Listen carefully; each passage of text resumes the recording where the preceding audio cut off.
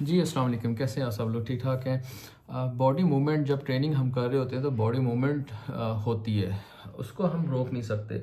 मिसाल के तौर पे डंबल कर्ल्स कर रहे हैं, हम दोनों हाथों में डंबल्स हैं, मिसाल के तौर पे 20 केजी के। अगर आप हैवी लिफ्टिंग कर रहे हैं तो आप ज़ाहिर है आपने 1 बाय 1 करके डंबल उठाना है या दोनों उठाने हैं। तो होता क्या है कि नॉर्मली जब आप लिफ्टिंग कर रहे होते हैं तो आपको बॉडी मूवमेंट करनी पड़ जाती है, लेकिन उसकी भी एक लिमिट होती है। उसकी एक लिमिट ये होती है कि एक हद तक बॉडी मूवमेंट चल रही है। मिसाल के तौर पे मैं डंबल कर्ल कर रहा हूँ, यूँ कर रहा हूँ, तो एक थोड़ा सा बॉडी को मैं थोड़ा स्विंग करवाता हूँ ताकि वेट उठाया जाए।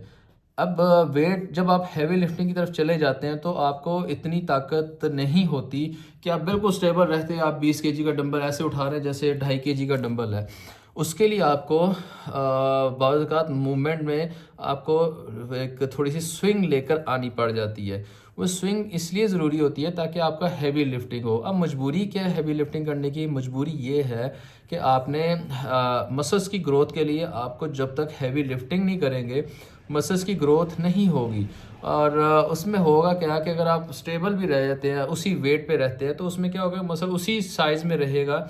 और लेकिन फ़र्क ये होगा कि वो थोड़ा सा उधर ही साइज़ मेंटेन रखेगा। 15 इंच का बाइसेप्स है तो 15 इंच में ही रहेगा, या मज़ीद उसका छोटा हो जाएगा, मज़ीद रिफ़ाइन होता जाएगा। अब आपको जब आ जाता है हैवी लिफ्टिंग की तरफ जाना होता है, मसल साइज़ ग्रोथ करना होता है, तो सर आपको हैवी वेट उठाना ही पड़ेगा। हैवी वेट उठाने के लिए आपको थोड़ा स्विंग करना ही पड़ेगा। अगर वो स्विंग कर रहे हैं तो इसमें कोई गुनाह नहीं है।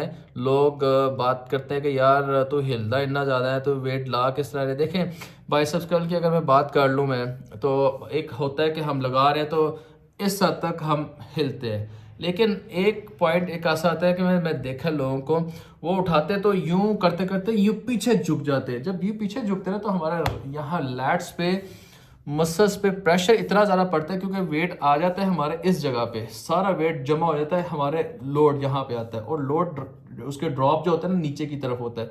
इधर वेट है तो इसका नीचे सारा वेट यहाँ पे आ रहा है, लेकिन जब यहाँ पे आता है ना तो वेट हमारा जब ऊपर जाते हैं, ऊपर से यूं डिप्रेस करते हैं, उससे क्या होता है कि वहाँ पे जो पेन निकलती है ना यहाँ पे इस रैम्बॉइड मसल में, लैट्स में, तो वो पेन बहुत बुरी होती है।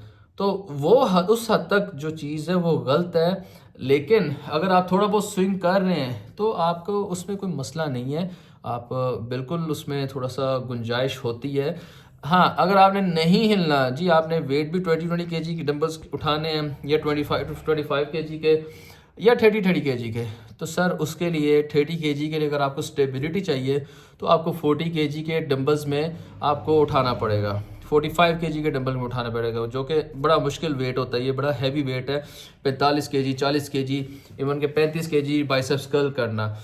उससे क्या होगा, अगर आपके उसमें 35 केजी का डंबल उठा रहे हैं और उसमें मूवमेंट अगर आपकी 30% मूवमेंट होती है, तो वो 30 को आप डबल या ट्रिपल कर लीजिए स्टेबिलिटी के लिहाज से।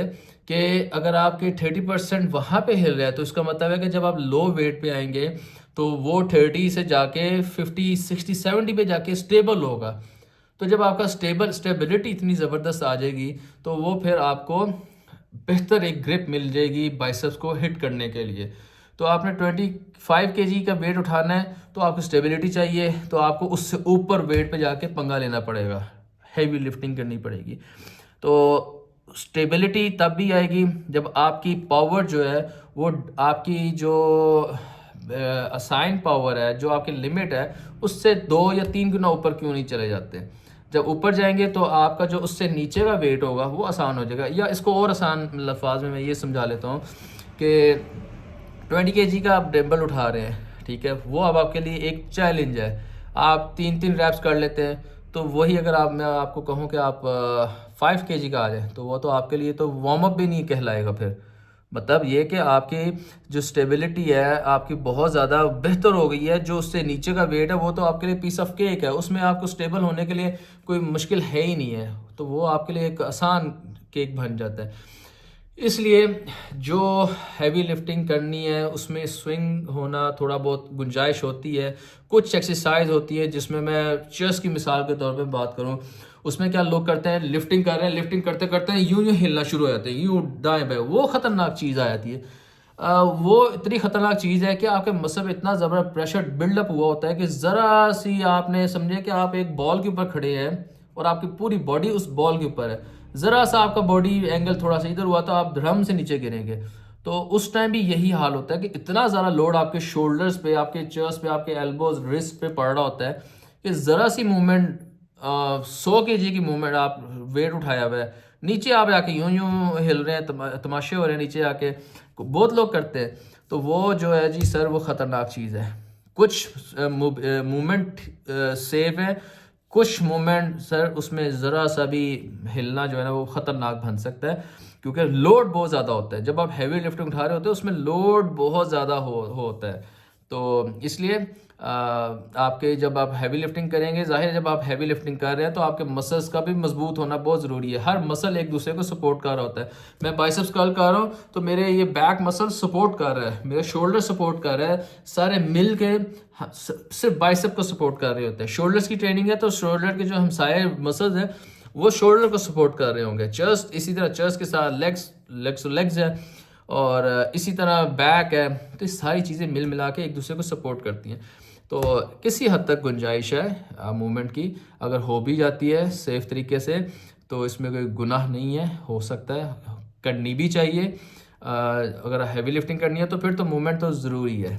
ज़रूरी इसलिए कि जब आपने अपनी स्ट्रेंथ को बढ़ाना है तो सर आपको आउट ऑफ द बॉक्स जाके काम करना पड़ता है। हैवी लिफ्टिंग के लिए आपको थोड़ा सा स्विंग करना पड़ता है, लेकिन सेफ़ तरीके से।